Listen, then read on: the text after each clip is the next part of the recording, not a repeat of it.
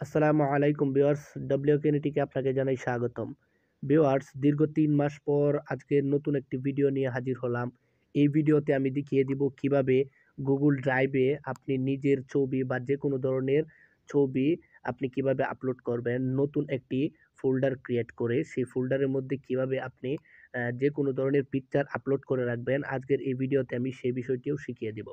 এবং আরও একটি বিষয় শিখিয়ে দিব, সেটি হচ্ছে আপনি যে ফোল্ডারটি ক্রিয়েট করেছেন সেই ফোল্ডারটির লিঙ্ক কপি করে আপনি আপনার যে কোনো ফ্রেন্ডদের সাথে কিভাবে শেয়ার করবেন। আজকের এই ভিডিওতে আমি সেই বিষয়টাও কিন্তু শিখিয়ে দিব। তো ভিউয়ার্স, চলেন আমি ভিডিওটি শুরু করি। তো ভিউয়ার্স, আপনি গুগল ড্রাইভে যদি পিকচার আপলোড করতে চান তাহলে সর্বপ্রথম আপনাকে গুগল ড্রাইভ অ্যাপসটি ইনস্টল করতে হবে। প্লে স্টোরে গিয়ে ড্রাইভ লিখে সার্চ করার পর কিন্তু এই অ্যাপসটি কিন্তু চলে আসবে। তো এই অ্যাপসটি ডিফল্টভাবেই সব মোবাইল ফোনেই কিন্তু ইনস্টল করা থাকে। তো আপনি সিম্পলভাবে সেই অ্যাপসে চলে যাবেন। সেই অ্যাপসে যাওয়ার পর ভিউয়ার্স, এখান থেকে আপনি যদি একটি নিউ ফোল্ডার ক্রিয়েট করতে চান তাহলে এখানে কর্নারে যে একটি প্লাস আইকন দেখতে পাইছেন সেই প্লাস আইকনের উপর ক্লিক করে দেবেন। প্লাস আইকনের উপর ক্লিক করে দেওয়ার পর এখান থেকে ফোল্ডারে ক্লিক করে দেবেন। তারপরে এখান থেকে আপনি এই ফোল্ডারের যে কোনো একটি নেম দিতে পারেন। মনে করেন আমি একটি নেম দিয়ে দিলাম। তারপরে এখন কিন্তু আমাদের এই ফোল্ডারটি কিন্তু ক্রিয়েট হয়ে গেল। এখন এই ফোল্ডারের মধ্যে যদি আপনি পিকচার আপলোড করে রাখতে চান তাহলে সিম্পলভাবে সেই ফোল্ডারে ক্লিক করবেন। তারপরে আবারও সেই প্লাস আইকনে ক্লিক করবেন। তারপরে এখান থেকে আপলোড নামে যে একটা অপশন রয়েছে সেটার উপরে ক্লিক করবেন। তারপর এখান থেকে আপনি যে পিকচারগুলো রাখতে চাইতেছেন সেই পিকচারগুলো সিম্পলভাবে এখান থেকে সিলেক্ট করে দেবেন। সিলেক্ট করে দেওয়ার পর ভিউয়ার্স, এখান থেকে আপনি একদম কর্নার যে সিলেক্ট নামে একটা অপশন রয়েছে সেটার উপরে ক্লিক করে দেবেন।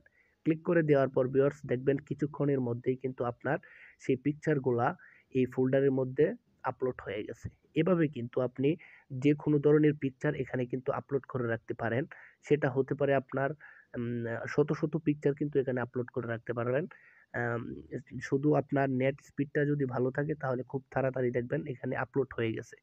তারপরে এখন আমি ইন্টারেস্টিং যে বিষয়টি শিখিয়ে দিব সেটি হচ্ছে, এখন যে আপনার এই ফোল্ডারটি ক্রিয়েট হয়েছে এই ফোল্ডারটির লিঙ্ক আপনি কিভাবে আপনার যে কোনো ফ্রেন্ডের সাথে শেয়ার করবেন এই বিষয়টিও কিন্তু আমি আপনাকে এই ভিডিওতেই শিখিয়ে দিচ্ছি।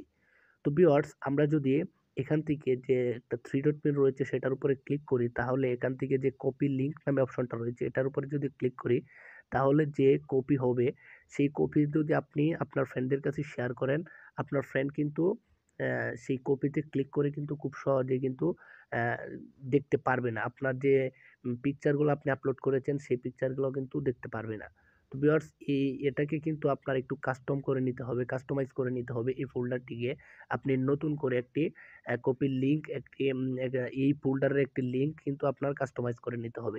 সেটা করার জন্য আপনি সিম্পলভাবে এই থ্রি ডট মেনুতে ক্লিক করবেন। ক্লিক করে দেওয়ার পর এখান থেকে শেয়ার নামে যে একটা অপশন রয়েছে সেটার উপরে ক্লিক করবেন। তারপরে ভিউয়ার্স, এখান থেকে একটু ওয়েট করে নেবেন। ওয়েট করে নেওয়ার পর পারমিশন চাইলে এখান থেকে অ্যালাউ করে দিবেন। তারপরে এখান থেকে নিচে যে একটা অপশন রয়েছে নট শেয়ার্ড নামে একটা অপশন, এটার উপরে ক্লিক করবেন। ক্লিক করে দেওয়ার পর ভিউয়ার্স, এখান থেকে নিচে যে চেঞ্জ নামে একটা অপশন রয়েছে সেই চেঞ্জ নামে অপশনটার উপরে ক্লিক করবেন। তারপরে আবারও রেস্ট্রিক্টে ক্লিক করবেন। তারপরে এখান থেকে an on with the link এই অপশনটার উপরে ক্লিক করবেন। সিম্পলভাবে এখানে একটু ওয়েট করে নেবেন। ওয়েট করে নেওয়ার পর ভিউয়ার্স দেখেন এখান থেকে কিন্তু পারমিশন আপডেট চলে আসছে।